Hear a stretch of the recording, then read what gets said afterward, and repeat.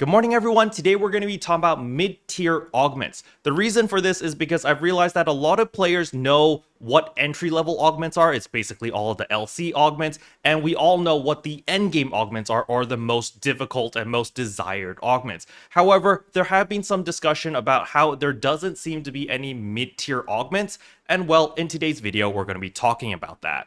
But before we jump into the rest of the video, if you're new to the channel, I upload NGS content daily, so if you do play this game, I would really appreciate a subscribe, as it really helps out the channel. Anyway, without further ado, let's begin the video.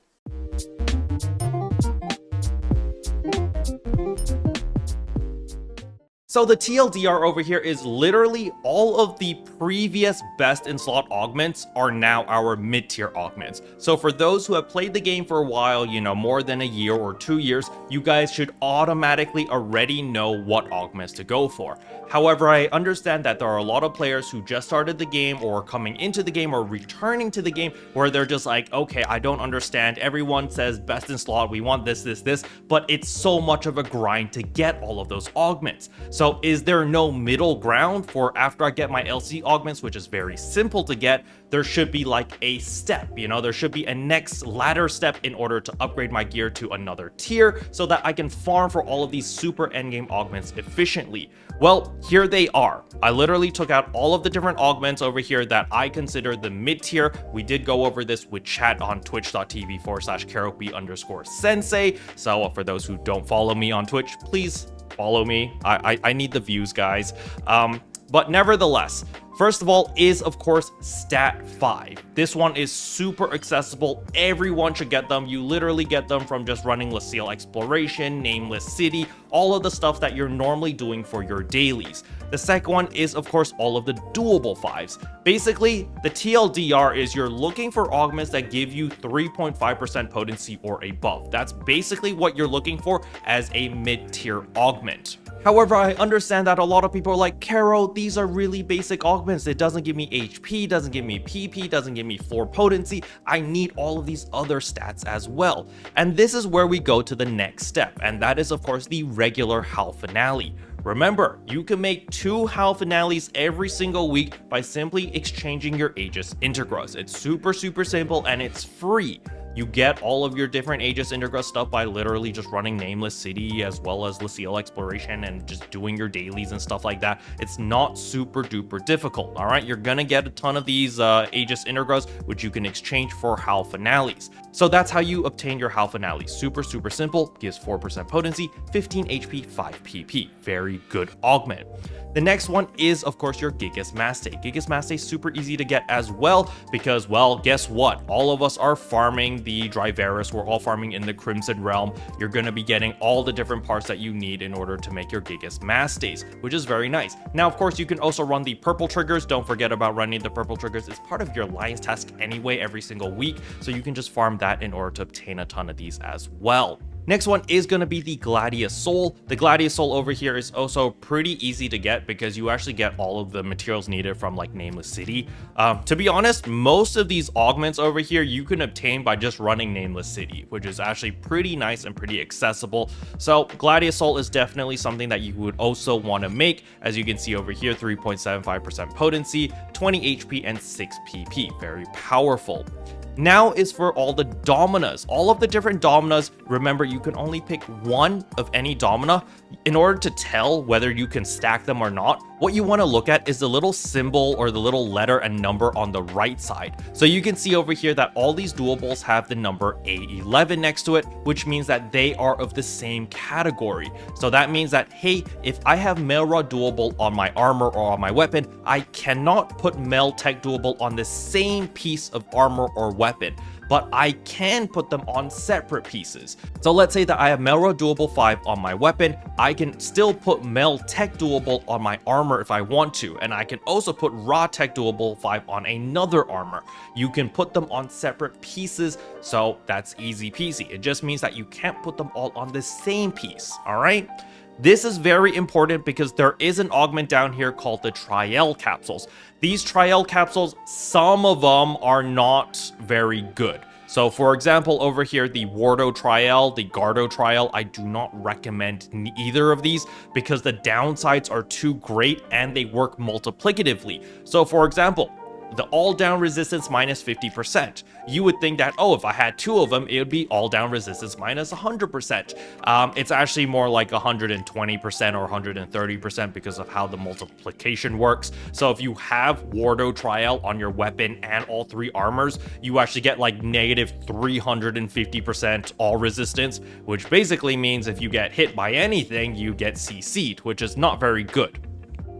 But there are certain ones which don't work multiplicatively and work additionally, such as the Spiro Triyal. So this is something that I would recommend people to use because the Spiro Triyal just minus 5 PP, but it gives you that 3.5% potency. So for classes or for you personally, if you're like, hey, I don't really need a huge PP all the time because I'm not spamming PAs and I'm not spamming techniques, then you can consider this. Or maybe you just want that extra boost in potency. This is also something that you can look at.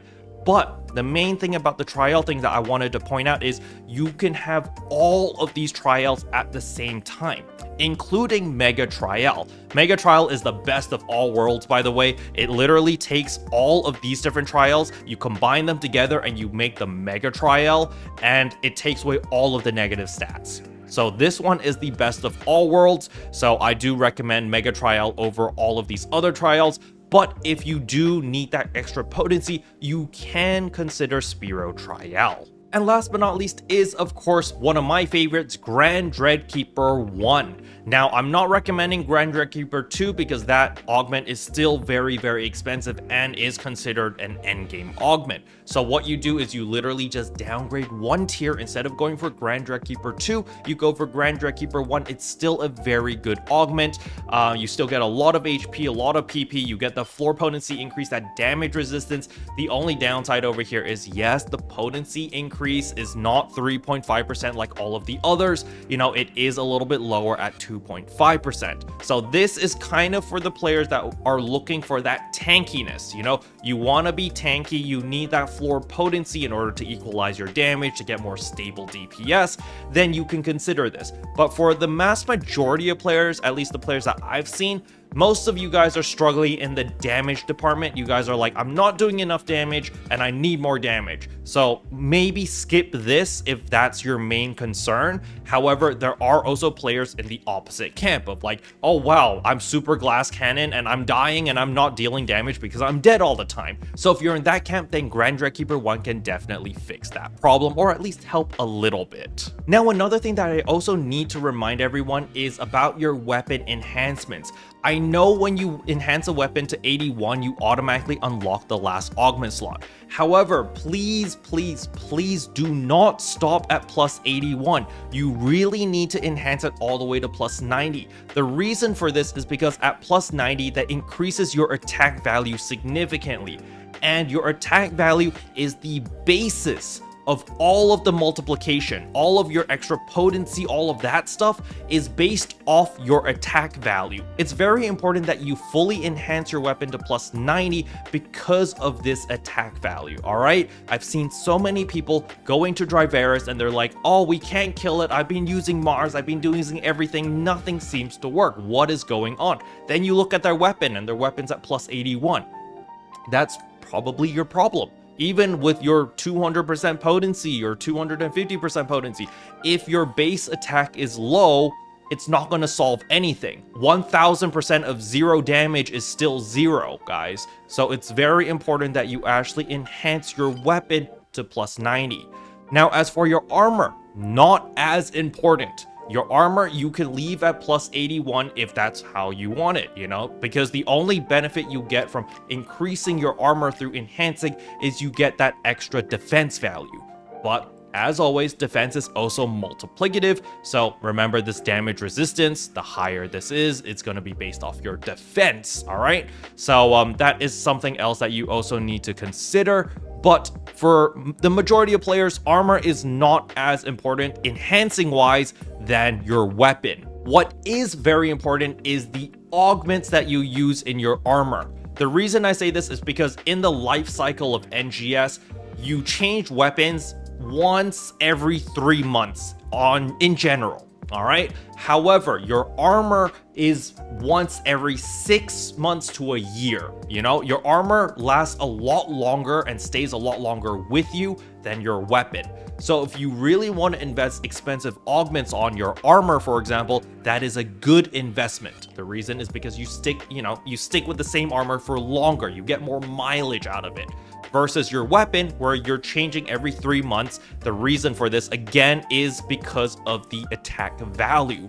Because you really want to increase that attack value as much as possible, because all of your damage is based off that number. So that is why I put so much emphasis on armors with augments and weapons with enhancing. Okay? Now, before I forget, after you fully enhance your weapon all the way and you fully augment it, please do not forget about the weapon potential. I've made this mistake many times where I've just fully upgraded the weapon, I think it's all done, and I go out and I deal no damage. And I'm like, what is going on?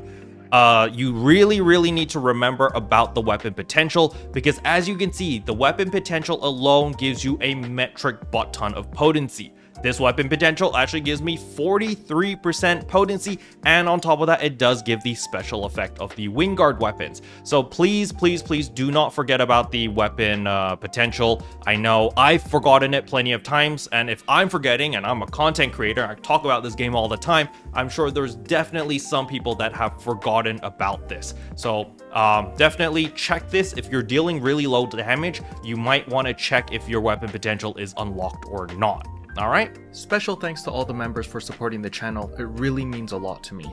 Thank you again. But yeah, that's all I wanted to talk about in today's video. Hopefully you guys found it helpful. If you did, I would appreciate a like and a subscribe. And I'll see you guys in tomorrow's video. Bye!